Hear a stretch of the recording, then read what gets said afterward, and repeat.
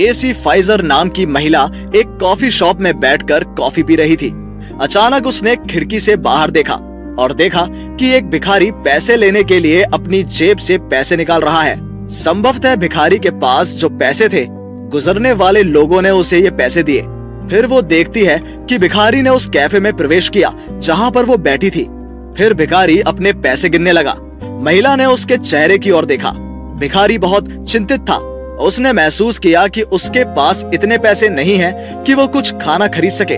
केसी Pfizer उसकी मदद करने का फैसला करती है। उसने उसे बुलाया और एक कॉफी और एक सैंडविच खरीद कर दिया।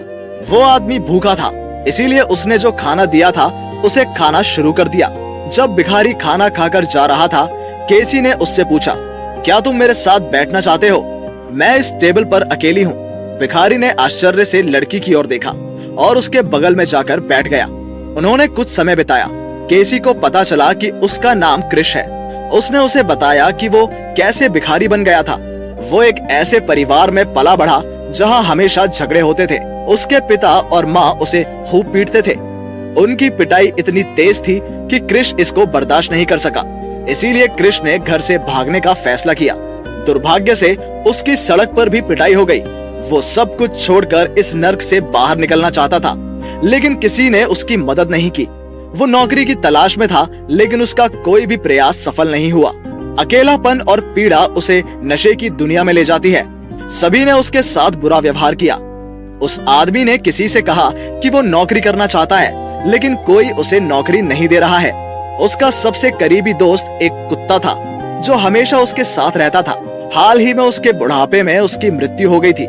इतने दिनों तक उसके साथ जो हुआ, उसके बाद वो पूरी तरह टूट चुका था।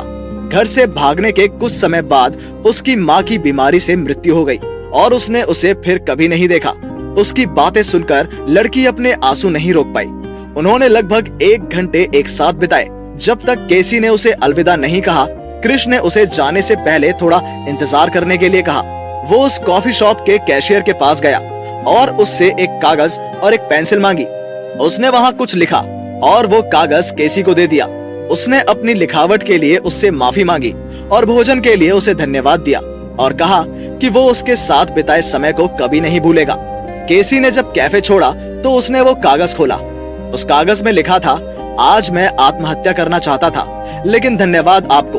अगर आप जैसा हर इंसान हो जाए तो शायद हर कोई अपनी जंग जीत जाए। चिट्ठी के बाद केसी अपने आंसू नहीं रोक पाई।